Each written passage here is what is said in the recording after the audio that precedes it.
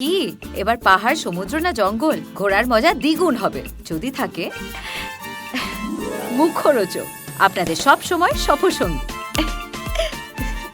মুখরোচক আপনাদের ভালোবাসায় জড়িয়ে ৭৫ বছর পেরিয়ে প্রথমবার দেখছি মেট্রো, প্রথমবার দেখছি উত্তম কুমারের স্ট্যাচু। আমার দেখে মনে ছিল এইগুলো আমি পারবো। যখন মাসের শেষের দিকে আসতো ওই টাইমে নয় বন্ধুদের থেকে ধার নেওয়া, হোটেলে রাতের খাবার নিতে হতো, তখন তো কেউ কুকিং বা কিছু ছিল না, রাতে খাবার নিতাম, ও টাকাটা এত টাকা খেতে পাবো না দিয়ে চলে এলাম, খালি পকেট খালি পেট। এরকমও হয়েছে যে খিদে পাচ্ছে, বাসে করে ফিরছি 2 ঘন্টা ধরে, কি খাবো জানি না, সারাদিন রিজেকশন, সারাদিন কারোর সাথে দেখাই করতে পারলাম না, কোনো কথাই হলো না। এতদিন সারাদিন ঘুরলাম, একটা মানুষের সাথে শুধু দেখা করার জন্য বসে রইলাম, সেই মানুষটা জাস্ট আজকে না পরে আমি দেখছি, পরে দেখছি। মা ভাবছে, বাবা ভাবছে যে ছেলে কম্পিউটার সায়েন্স ইঞ্জিনিয়ারিং পড়ছে, ছেলে ইঞ্জিনিয়ার হবে, সফটওয়্যার ইঞ্জিনিয়ার হবে। এক্সট্রিম ব্যাপার হয়ে গেছিলো, মানুষজন খুব মিসবিহেভ করে, মানুষজন খুব অপমান করে, মানুষজন মজা নেওয়ার জন্য বসে থাকে। সেই মানুষটা বসে আমাকে এমনভাবে অপমান করেছিল যে আমাকে কাঁদতে কাঁদতে আমাকে বেরোতে হয়েছিল। চোখে জল পড়ছে, লোকে যেন দেখতে না পায়, আমি সানগ্লাসটা পরে নিয়েছিলাম। ঘাঁটতে যাচ্ছি, যত খুঁজতে যাচ্ছি তত জিনিসটা ঘেঁটে যাচ্ছে। আমি বাংলার সবচেয়ে বড় একজন হতে চাই, নাম্বার 1 হতে চাই, এবং কোথাও গিয়ে সেই ফেস হতে চাই। মানুষ যখন বলবে যে বাংলা ইন্ডাস্ট্রি, তখন যেন আমার এক্সাম্পল মানুষ দিতে পারে। এই মুহূর্তে আমাদের সঙ্গে পর্দার স্বয়ং রয়েছে, মানে রাজদীপ রয়েছে। রাজদীপকে আগে প্রথমে জিজ্ঞেস করি, এই যে স্বয়মের এতটা ভালোবাসা পাচ্ছ, এবং সে অর্থে বলতে গেলে স্বয়মের হাত ধরেই রাজদীপের জনপ্রিয়তাটা শুরু হচ্ছে, সেইটা তোমার কাছে কীরকম? সব কিছুই হবে, তার আগে তুমি বলো কেমন আছো? খুব ভালো আছি। নতুন বছর নতুনভাবে শুরু হয়েছে, 2026 খুবই স্পেশাল ইয়ার আমার জন্য বলা যেতে পারে। অনেক বছরের চেষ্টা, অনেক বছরের পরিশ্রম, অনেক বছর এসেছে গেছে, এবং কোথাও গিয়ে 2026 আমাকে যেটা দিয়েছে, এটা সত্যিই ভগবান আমার পাশে যারা ছিল শুরু থেকে, এবং আমার বাবা মা, এদের জন্যই আজকে আমার এই জায়গায় বসে থাকে, এবং থ্যাঙ্কফুলি লাকিলি তোমরা আজকে আমার সাথে বসছো এবং কথা বলছো, এটাও আমার কাছে অনেক বড় পাওয়া। তো হ্যাঁ, কোথাও গিয়ে বেশ করেছি, প্রেম করেছি। এই যে স্বয়ং চরিত্রটা দাদারই নিজের হাতে লেখা, এবং দাদাই আমাকে দিয়েছেন।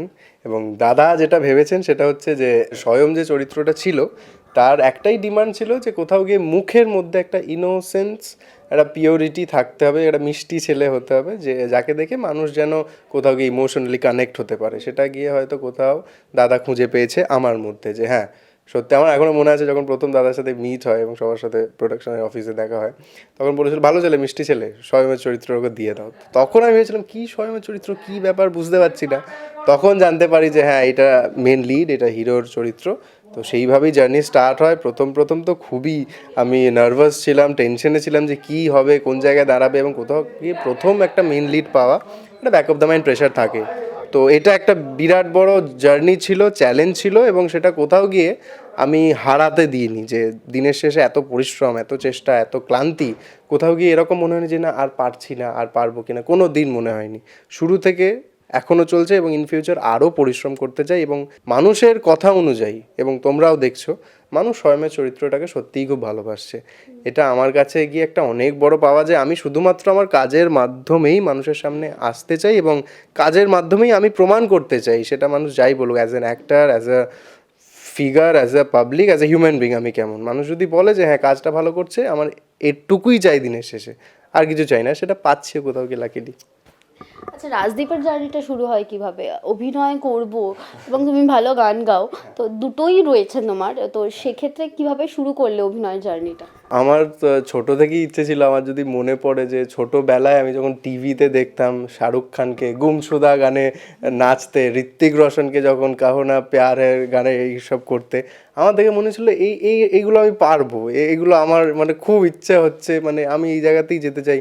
আর এতটা কানেক্ট আমি হইনি যে কোনো কিছুতে, সেটা পড়াশুনো ছোটো থেকেই ছিল, সব কিছু খেলাধুলা ছিল, কিন্তু কোথাও গিয়ে ওই যে স্ক্রিনের মধ্যে এই যে ব্যাপারটা হচ্ছে, সেটা কোথাও গিয়ে আমাকে খুব অন্যরকম একটা বাটারফ্লাই দিয়েছিল মাথার মধ্যে, অন্যরকম কেমিক্যাল রিয়্যাক্ট করেছিল। মানুষ প্রথম প্রেমে পড়লে যেটা হয় সেটা হয়েছিল আমার এই সব কিছু দেখে।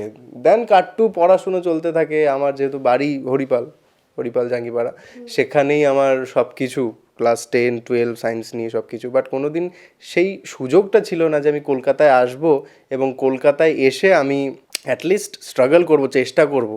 তো সেই 2020-তে আমার যখন 12 শেষ হয় এবং কলেজ স্টার্ট হয়, 2020 to 2024, এই যে 4টে বছর ছিল, সেই 4টে বছরের মধ্যে তো লকডাউনে কেটে গেছিলো একটা বছর, ঘরেই বসেছিলাম, বাট কলেজ চলছিল। আর তারপর যে 2021 থেকে 2023-24 এই যে 2-3-4টে বছর গেছে, সেখানে আমি সারাদিন সকালে ব্যাগ নিতাম কাঁধে, বিগার্ডেন বাসে করে আমি বিশ্ব বাংলা নিউ টাউনে থাকতাম, ওখানে কলেজ ছিল, ওখান থেকে বাসে করে আমি কাট্টু নামতাম টলিগঞ্জ, 2 ঘন্টা জার্নি করে, 1.5-2 ঘন্টা। সেখানে নামার পর আমি এই হাউস, ওই হাউস, এই স্টুডিও, ওই স্টুডিও, কারণ শুরুতে কিছুই জানতাম না কোথায় যাবো কিনা। এখনও মনে আছে আমি 2021-এর ডিসেম্বরে প্রথম গেছিলাম টলিগঞ্জে, প্রথমবার দেখছি মেট্রো, প্রথমবার দেখছি উত্তম কুমারের স্ট্যাচু, প্রথমবার টেকনিশিয়ান স্টুডিও দেখছি, ইন্দ্রপুরী দেখছি। সেগুলো খুব একটা স্বপ্নের মতোই ছিল যে এগুলো আমি গুগলে সার্চ করতাম আমার ল্যাপটপে যে আচ্ছা এটা টলিগঞ্জ, এখানে এইসব হয়। তো 2021-এর পর 2026-এ যখন নিজেকে এই জায়গায় দেখছি, এই 4টে বছর আমাকে অনেকটা বড় করে দিয়েছে আমার অভিজ্ঞতার দিক থেকে, স্ট্রাগলের দিক থেকে এবং চেষ্টার দিক থেকে। স্ট্রাগল সবারই থাকে। তো কোথাও গিয়ে হ্যাঁ মানে যেটা হতে চেয়েছিলাম সেটা হতে পেরেছি, হওয়ার চেষ্টা করছি, এবং নিজের স্বপ্নটা কোথাও গিয়ে নিজেকেই পূরণ করতে হয়েছে। তবে হ্যাঁ এটাও বলবো, বাবা মা না থাকলে এগুলো কিছুই হতো না। কোথাও গিয়ে নিজের ফ্যামিলি, নিজের বাবা মাই শেষ কথা হয়। তারা যদি তোমার পাশে না থাকে, যদি না বলে যে হ্যাঁ ঠিক আছে কর, হচ্ছে কর, সময় লাগবে বাট হয়ে যাবে, এইটুকু যদি কথা না বলে, তাহলে আমি আজকে এখানে বসে থাকতে পারতাম না। এখনও মনে আছে কলেজ যখন শেষ হয় 1 মাস আমি জবও করেছিলাম, আর সেটা হয়নি অ্যাজ ইউজুয়াল, আমাকে ছেড়ে দিতে হয়েছিল, আমি পারছিলাম না, ফ্রাস্ট্রেটেড হয়ে গেছিলাম। তো ফাইনালি ভগবানের কাছে এইটুকুই চাওয়া ছিল, কলেজ যখন শেষ হচ্ছে আমাকে অ্যাটলিস্ট একটা কাজ দিয়ে দাও, যেন ঘরে অ্যাটলিস্ট বলতে পারি যে হ্যাঁ আমি এটা করতে চাই। তো ভগবান কথাটা রেখেছিল, এবং কাট্টু লাস্ট ইয়ার আমার নিমফুল প্রথম প্রজেক্ট ছিল, সবাই জানে, বাবু অর্পণ। সেখান থেকে আমার কাজ করা স্টার্ট হয়, সেখান থেকে অনেস্টলি ইন্ডাস্ট্রিতে আমার ট্র্যাক, কাজ সব কিছুই স্টার্ট হয়, এবং কাট্টু নাও স্বয়ং বেশ করেছি, প্রেম করেছি। ইটস বিন আ জার্নি, এটা একটা মানে মানুষকে বলার মতো জার্নি। তো সেই গ্রামের ছেলেটা যে স্বপ্ন দেখেছিল সবার মতো, সবাই ছোটোবেলায় হিরো হতে চায়, অ্যাক্টর হতে চায়, তাদের মতোই আমি ছিলাম, খুবই সাধারণ। সেখান থেকে নিজের স্বপ্ন যে নিজে পূরণ করেছি। এত মানুষ, অবশ্যই সিচুয়েশন, মানুষজন না চাইলে হয় না, একা একা তুমি কিছু করতে পারো না। তোমাকে সুযোগ দিয়েছে বলে তুমি আজকে এখানে বসে, আমাকে আজকে সুযোগ দেওয়া হয়েছে বলে আমি আজকে এখানে বসে।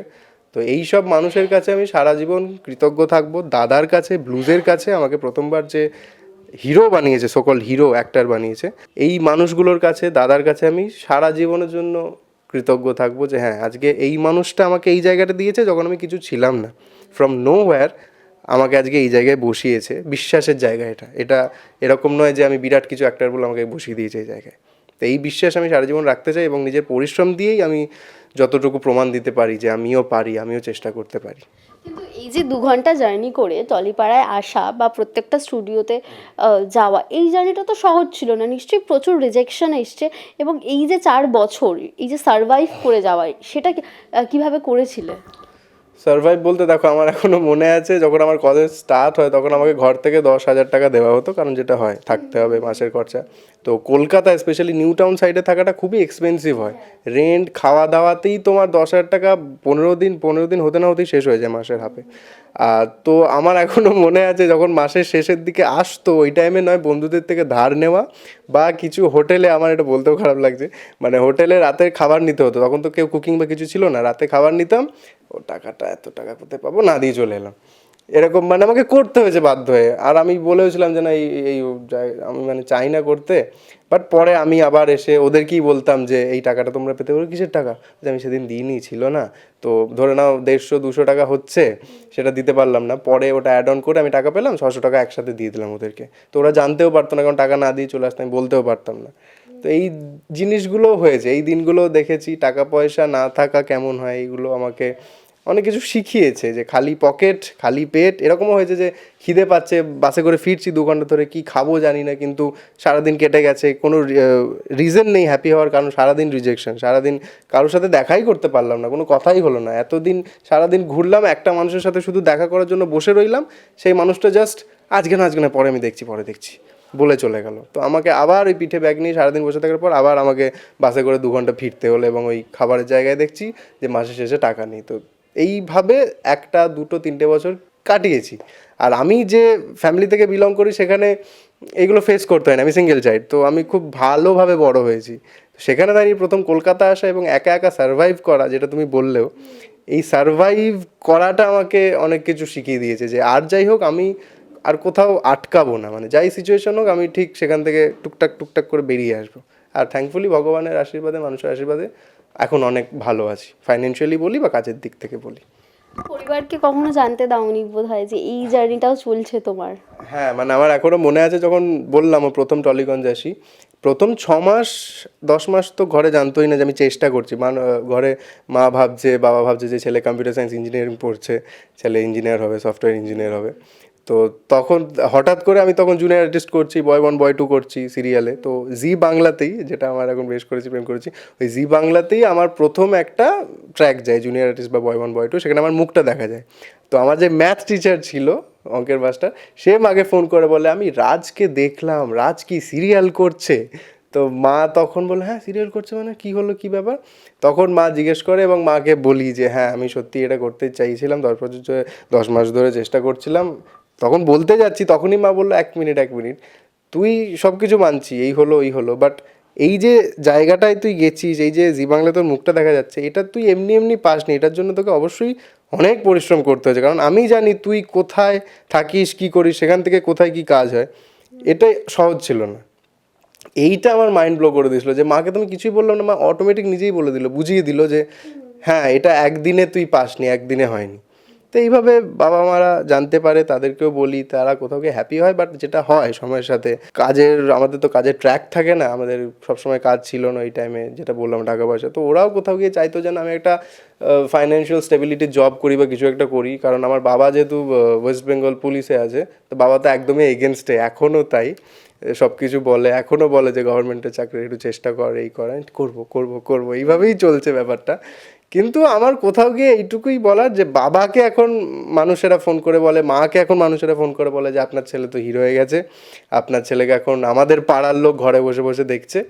তো এটাই আমার কাছে পাওয়া। ওদেরকে যদি হ্যাপি রাখতে পারি, তো আমার আর এক্সট্রা করে আমার আর কিছু চাওয়ার বা পাওয়ার কিছু নেই। মানে ওরা হ্যাপি, ব্যাস এইটুকুই। কারণ ওরা অনেক টেনশন করতো আমাকে নিয়ে, আর টেনশন করাটা খুব স্বাভাবিক নয়। আমি কলকাতায় এসছি প্রথমত একা একা, পড়াশুনো করছি computer science engineering, software engineering নিয়ে, যেখানে সায়েন্সের স্টুডেন্ট আমি এত ভালো, সেখান থেকে কাট্টু এই জিনিসটা হতে যাইবে যার কোনো গ্যারান্টি নেই, যার কোনো সেফটি নেই, যার কিছুই নেই, আমি জানিও না।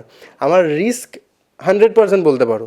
আজকে যদি কিছুই না হতো, তাহলে এই সব কিছু নিয়েই আজকে 3-4 বছর কাটিয়েছিলাম। কিন্তু ওই একটা আশার হোপ আর যে দেখ কোথাও একটা অদ্ভুত বিশ্বাস যে আমি ঠিক চলে যাবো ওই জায়গায়, আমি ঠিক হিরো হবো, আমি পারবো। ওই জিনিসটার জন্যই আজকে কোথাও গিয়ে এখানে আমি বসে। অনেক মানুষে অনেক কিছু বলেছে, তাদের নানা রকম নেগেটিভ কথাবার্তা থাকে। মানুষজন তো চেরিশ করে না, তোমাকে সাপোর্ট করে না, পজিটিভ কথা বলে না, উল্টে সবসময় নেগেটিভই বলে যে বাংলা ইন্ডাস্ট্রিতে কী আছে, কী হবে, কত টাকা পাবি, কী হবে করে, এই কর ওই কর, চাকরি কর, চাকরিতে অনেক সেফটি আছে। তো এখন কোথাও গিয়ে তাদেরকে আর দেখতে পাই না। যখন এই জায়গায় বসে আছি, তাদের কোনো মেসেজ বা ফোন এখন আর পাই না যে না ভাই তুই চেষ্টা করেছিস, আমি দেখেছি তোর চেষ্টা পরিশ্রম, আজকে তুই এই জায়গায় বসে ডিজার্ভ করিস, সেটা তাদের মুখ দিয়ে এখন আর বেরোয় না। কিন্তু যখন আমি চেষ্টা করেছিলাম, তখন আমার মাথায় নেগেটিভ জিনিসটা ঢোকানোর মতো অনেক কথা বেরিয়েছিল। এরকম মানুষ আমাদের সবার লাইফে থাকে, থাকবেও। সেগুলোকে নিয়ে আমি বলবো কেউ ভেবো না কোনো দিন। সবাই নেগেটিভটা চায়, কেউ ভালো তোমার চায় না। তোমার ভালোটা তোমাকেই চাইতে হবে, তোমার পরিশ্রম তোমাকেই করতে হবে। কিছু যদি চাও, সেই গো গেটারটা তোমাকে হতে হবে। কেউ তোমার ওপর মায়া দয়া করে কিছু দেবে না, তোমার জায়গা তোমাকেই বানাতে হবে, যেটা আমাকে করতে হয়েছে, আর সেটা আমাদের সবাইকে করতে হবে। আর আমি বিশ্বাস করি কেউ যদি নিজের বিশ্বাস, পরিশ্রম এবং পজিটিভ হোপ নিয়ে লেগে থাকে, সে ঠিক সেই জায়গাটায় যাবে। না হলে আমি শুরুতে সত্যি শাহরুখ খানের এই কথাগুলো বিশ্বাস করতাম না যে চমৎকার হয়, এই হয় ওই হয়। কিন্তু কোথাও গিয়ে যখন ওই 2021-এর আমি প্রথম টলিগঞ্জ দেখা এবং 2026-এ টলিগঞ্জের পাড়াতেই হিরো হয়ে বসে থাকা, এই 4টে বছর আমাকে এই প্রমাণটা দিয়েছে যে হ্যাঁ চমৎকার হয়, অসম্ভব সম্ভব হয়, স্বপ্ন সত্যি হয়, আর তোমাদেরও হবে। তো একটু বলো, আমি তোমার সঙ্গে যেইটুকু কথা বলে বুঝলাম ভীষণ পজিটিভ মানুষ, এরকমই থাকো। কিন্তু এই যে যখন শুরু করছো জার্নিটা, প্রত্যেকটা স্টুডিও তোমার ভিজিট করা, নিশ্চয়ই ছবি জমা দেওয়ারও একটা ব্যাপার থাকে। সেই সময় তো এই অভিজ্ঞতাগুলো, যে রিজেকশনও একটা অভিজ্ঞতা যা মানুষকে শেখায়, তুমি কি কি শিখেছো এই সময়টা, বা তোমার সঙ্গে কি কি ঘটেছে? অনেক রকম, তুমি যেটা বলে রিজেকশন, এটা তো ছিলই, এটা তো ডেলি ডোজ ব্যাপার ছিল। বাট তার থেকেও যেটা এক্সট্রিম ব্যাপার হয়ে গেছিলো, মানুষজন খুব মিসবিহেভ করে, মানুষজন খুব অপমান করে, মানুষজন মজা নেওয়ার জন্য বসে থাকে। প্রথম যখন কাজ করছো, তোমার জায়গা হয়নি, তো যাদের যোগ্যতাও নেই তারাও এসে তোমার সাথে ইয়ার্কি মারবে যে একটু লেগপুল করি, একটু ইয়ার্কি মারি, একটু অপমান করি, যেগুলো আমার সাথেও হয়েছিল ওই টাইমে। আমার এখনও মনে আছে যে NT1 আমি একটা কাজ করতে গিয়েছিলাম, তখন দুর্গাপুজোর টাইম ছিল, বিকজ অফ ট্রাফিক আমি টাইমে ঢুকতে পারিনি, 10-15 মিনিট লেট হয়েছিল। সেই মানুষটা বসে আমাকে এমনভাবে অপমান করেছিল যে আমাকে কাঁদতে কাঁদতে আমাকে বেরোতে হয়েছিল, যে আমাকে এইভাবে কেউ তো অপমান করেনি, এইভাবে তো কেউ কথা শোনায়নি। তো আমার এখন মনে আছে, তো সে বলেছিল কি ব্যাপার, হিরো নাকি, এত দেরিতে আসছো, বা আমার শিক্ষা দেয়নি টাইমে ঢুকতে হয়, এই সব কথা আমাকে কেউ এর আগে বলেনি। তো আমি যখন এই প্রথমগুলো নিচ্ছি, আমার কাছে খুব অন্যরকম লাগছে, মানে এতটা খারাপ লাগা কোনোদিন ফিল করিনি। তো কোথাও গিয়ে এই ইনসাল্টগুলো থেকে গেছে, এখনও মনে আছে, মানে যখন বেরোচ্ছিলাম স্টুডিও থেকে, চোখে জল পড়ছে, লোকে যেন দেখতে না পায়, আমি সানগ্লাসটা পরে নিয়েছিলাম। কাট্টু বাসে উঠে 2 ঘন্টা জার্নি করে বাড়ি। তো ফ্ল্যাটের বন্ধুরা বলে, কিরে কাজে গেছিলি, চলে এলি? কিছু না, কাজটা হয়নি আজকে, তারপর ওটাই। আর ওদেরকে আলাদা করে বলিনি, কারণ নেগেটিভ নিয়ে আমি ডিসকাস করা পছন্দ করি না। কিন্তু কোথাও গিয়ে এই জিনিসগুলো থেকে গেছে, এটা অ্যানাদার এক্সপিরিয়েন্স, অনেকগুলো এক্সপিরিয়েন্সের মধ্যে এই একটা এক্সপিরিয়েন্স যেটা আমার মনে দাগ কেটে রেখে দিয়েছে, এটা থাকবে। আর আজকে NT1 আমাদের বেশ করেছি, প্রেম করেছি, শ্যুট হয়, তারাই এসে কথা বলে, তো এইগুলোই ভালো লাগে। আচ্ছা, এই নানান রকম অভিজ্ঞতা বা খারাপ অভিজ্ঞতাই আমি বলবো, কখনো রাজদীপের মনে হয়েছে যে পারবো তো, বা ওই দেয়ালে পিঠ থেকে যায় যে এরপর কি করব, যে পরের দিনের যাতায়াতের যে খরচ রয়েছে সেটারও তো জোগাড় করার একটা বিষয় ছিল তোমার? হ্যাঁ, মানে আমি হিসেবও করতাম যে 30 টাকা আপ, 30 টাকা ডাউন, 60 টাকা। আচ্ছা 60 × 30 কত টাকা হচ্ছে? আচ্ছা 2000-3000 তো আমার বাসেই চলে যাচ্ছে, এইভাবে হিসেব করতাম আমি ওই টাইমে। তো দিনের শেষে যখন সত্যি এত কিছু, মানে সবাই ঘিরে ধরেছে, নেগেটিভিটি, মানুষজনের কথাবার্তা, সিচুয়েশান, এবং প্র্যাকটিক্যালি যেটা সত্যিই কোনো কাজ নেই, এবং আমি সত্যিই খুঁজে পাচ্ছি না ইন্ডাস্ট্রি, আমি বুঝতে পারছি না কার কাছে যাব, কি করব। যত ঘাঁটতে যাচ্ছি, যত খুঁজতে যাচ্ছি, তত জিনিসটা ঘেঁটে যাচ্ছে, আমি বুঝতে পারছি না ইন্ডাস্ট্রি কীভাবে ওয়ার্ক করে কিনা।